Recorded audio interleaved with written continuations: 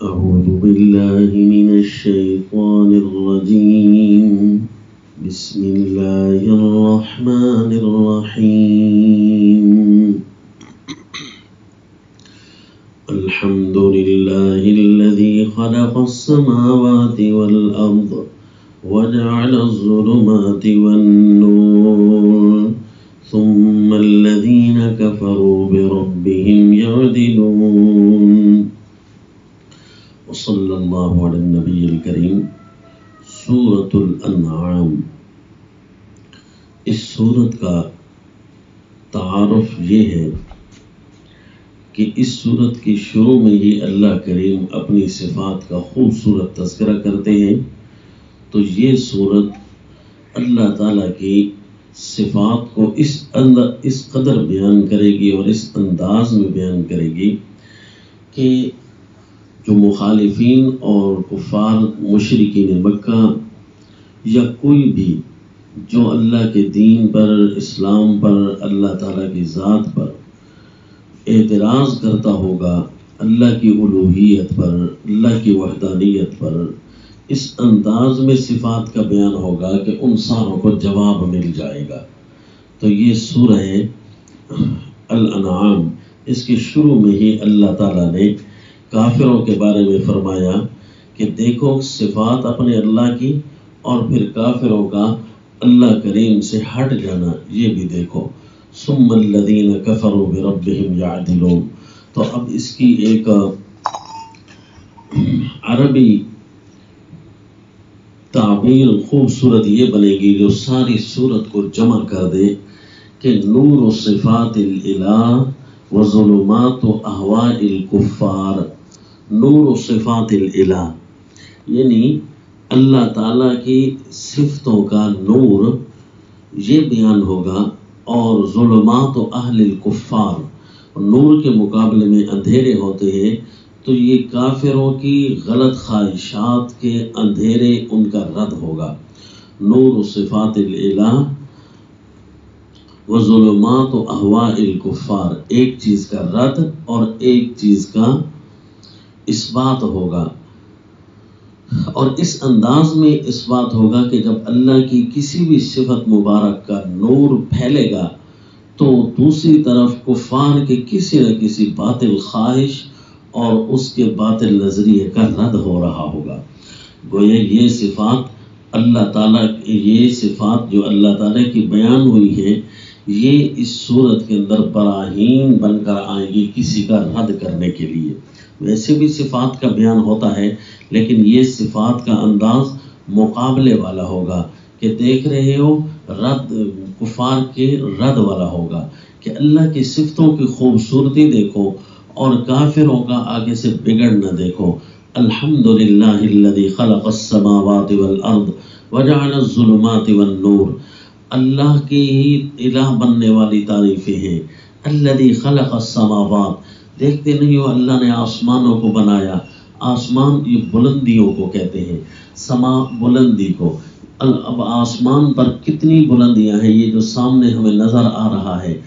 اس کے اندر توجیحات ہیں کہ یہ ایک تو ہے نا سارے 7 آسمان، وہاں جب اللہ سبع فرما دے اور جب اللہ فرما دے نا یہ بلندیاں، تو ایک ایک چیز کو اللہ نے گویا کہ پورا پورا آسمان قرار دے دیا۔ ایک ایک چیز بہت بڑی ہے، اور پھر یہ اربوں کھربوں چیزیں آسمان میں تیر رہی ہیں۔ الحمدللہ الذی خلق السماوات والارض، تو اب الہ بننے والی تعریفیں اسی اللہ کے لیے ہو سکتی ہیں نا، جس نے اتنی بلندیوں کو میں پھیلی ہوئی چیزوں کو بنایا۔ وجعل الظلمات والنور، پھر اللہ نے زمین کو بنایا۔ وجعل الظلمات والنور، اور اللہ نے اندھیروں کو اور روشنی کو بنایا تاکہ اس کے اندر فرق تو ہو سکے۔ ثم الذین کفروا بربہم یعدلون، پھر یہ کافر ہیں کہ اپنے رب کے ساتھ برابری کر رہے ہوتے ہیں غیروں کی، جبکہ اللہ کے کوئی برابر نہیں ہو سکتا، اس کی صفات کے کوئی حامل نہیں ہو سکتا۔ یا یعدلون، پھر اللہ تعالیٰ کے برابر کر کے اللہ تعالیٰ سے اعراض کر رہے ہوتے ہیں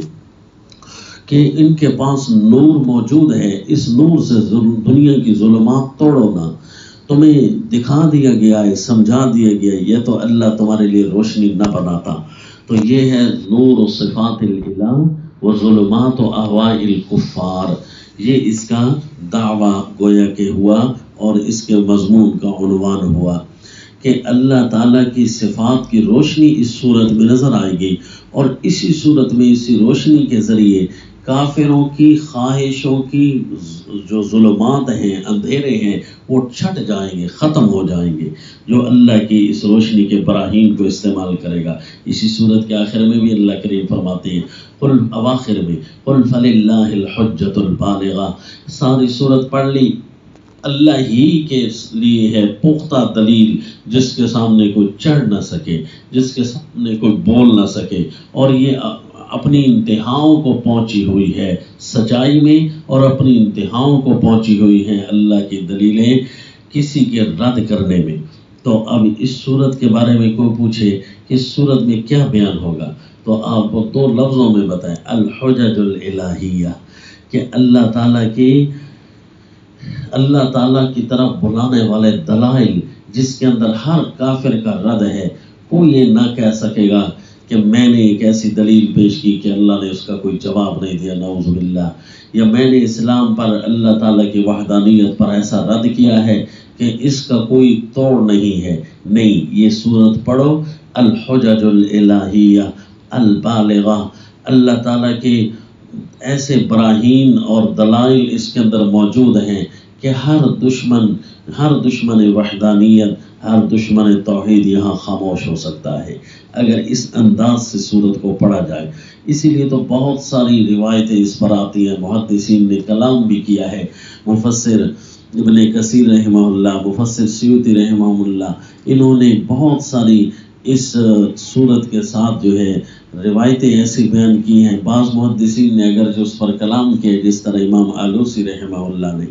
کہ ان میں سے بہت ساری ضعیف بھی ہیں، ان ساروں کا من جملہ یہ بات سمجھ آتی ہے کہ جب یہ صورت آئی نا، تو یہ صورت آتے ہوئے کوئی عام ماحول نہیں تھا، بلکہ ملائکہ کا نزول اس کے ساتھ تھا۔ کسی نے کہا 70,000، تو کسی نے کم کا کہا اور کسی نے زیادہ کا کہا، اور کہا کہ اس صورت کو جب وہ لے کر آ رہے تھے فرشتے، واللہ اعلم انداز کیا ہوگا، کہتے ہیں کہ لقد شیع هذه السورة من الملائکۃ ما سد الافق، اتنے فرشتے لے کر آئے، کیونکہ اللہ کی صفات کا تذکرہ تھا کہ وہ سارے آسمان و زمین کے کنارے بھرے ہوئے نظر آ رہے تھے، اور وہ خاموشی سے نہیں، لہم زجل بالتسبیح والارض بہم ترتج، وہ اللہ تعالیٰ کی تسبیحوں کو بلند آواز تھی، اللہ تعالیٰ کی تسبیحات کے ساتھ چلتے ہوئے آ رہے تھے، والارض بہم ترتج، اور زمین ان کی آواز کے ساتھ گونج رہی تھی، اور رسول اللہ صلی اللہ علیہ وسلم بھی پڑھ رہے تھے سبحان اللہ العظیم، سبحان اللہ العظیم۔ کیوں نہ ہو کہ اس صورت کے اندر اللہ کی ایسی صفات کا تذکرہ ہے کہ جس کے ساتھ ہر کافر کا توڑ ہوتا ہے، ہر کفر کا توڑ ہوتا ہے۔ الحمدللہ الذی خلق السماوات والارض، اسی لیے اس صورت کی پہلی 3 آیتوں کے بارے میں عجیب روایتیں ہیں، محدثین کے کسی کے بارے میں کہتے ہیں موضوع تک کی بھی ہے، ضعیف تک بھی ہے۔ اس کی وجہ یہی ہے کہ سورت کے اندر چیزیں جو بہت ساری بیان عجیب انداز میں ہیں اللہ تعالیٰ کی تعریفات، تو اس لیے روایتیں بنانے والوں نے بھی بنا لیا، لیکن جو روایتیں بنانے والے ہیں نا، وہ تو اس کی چھوٹی حدود بیان کر رہے ہیں، جبکہ اس سے بھی زیادہ اس کی فضائل ہیں۔ مثلا کسی نے کہا کہ اس کی جو پہلی 3 آیتیں کوئی پڑھتا ہے نا، یوں وہ اللہ تعالیٰ اس کے لیے کئی فرشتوں کی دعائیں اس کے حق میں قبول کرتے ہیں،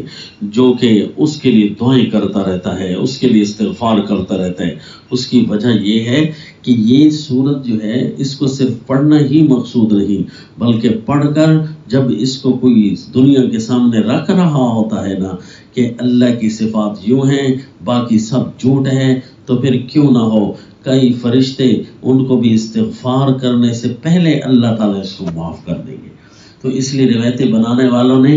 اسی لیے تو بنایا کہ اس صورت کی جو ابتدا ہے وہ اللہ کی ایسی صفات کے نغمے پڑتی ہے کہ روایتیں بنانے والوں نے کہا کہ بناؤ بڑی اس کی فضیلتیں ہوگی، بڑی فضیلتیں ہوگی، پھر لوگوں کو فضیلتوں کی طرف بلانے کے لیے جھوٹی روایتیں بنائیں، لیکن ان کی اس جھوٹی روایتوں سے بھی زیادہ فضائل ہیں۔ اگر کوئی کہتا ہے نا کہ اس کی فضیلت یہ ہے کہ پہلی 3 آیتیں پڑھے، کیونکہ پہلی 3 آیتوں میں ساری سورت کا دعویٰ ہوتا ہے، پہلی کوئی 3 آیتیں پڑھے، پھر اللہ اس کے لیے کئی ہزار فرشتوں کو بٹھا دیتے ہیں جو اس کے حق میں دعائیں کرتے رہتے ہیں، قیامت تک استغفار کرتے رہتے ہیں، پھر دن قیامت کئی ہزار فرشتے ان کا استقبال کریں گے، پھر اللہ کریم اس کا جنت میں داخلہ آسان کر دیں گے، کئی عجیب استقبالات کے ساتھ۔ لیکن اس سے بھی زیادہ ہم کہتے ہیں سورت کے فضائل ہیں،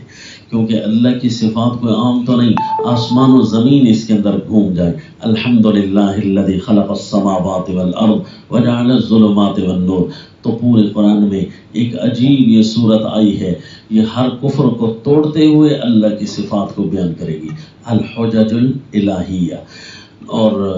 یہ تو اس صورت کا مختصر تعارف ہے، الحجج الالہیہ، اور اس صورت کے دعوے کا عنوان نور صفات الالہی و ظلمات و اہواء الکفار، اللہ کی الوہیت کی صفات کی روشنی اس صورت میں بیان ہوگی، لیکن اس انداز میں کہ اہواء الکفار کی جو ظلمات ہیں نا، کافروں کی غلط خواہشوں، غلط نظریوں کی جو ظلمات ہیں نا، وہ مٹتی چلی جائیں گی۔ اس لیے تو تعبیرات اس صورت کی یوں بھی پیاری پیاری بیان کی جاتی ہیں کہ المعقولات الالہیہ ردًا و تدلیلا، کہ اللہ تعالیٰ کے لیے کوئی اپنے عقول سے دلائل استعمال کرے تو وہ اس صورت کو پہلے پڑھے، اس صورت کی روشنی کے تحت رد بھی ہوگا کفار کا، اور اللہ تعالیٰ کی الوہیت کی دلیلیں بھی بنے گی۔ تو اس صورت کی اس کو پڑھنا بھی چاہیے، اور جو اپنے اللہ والا ہے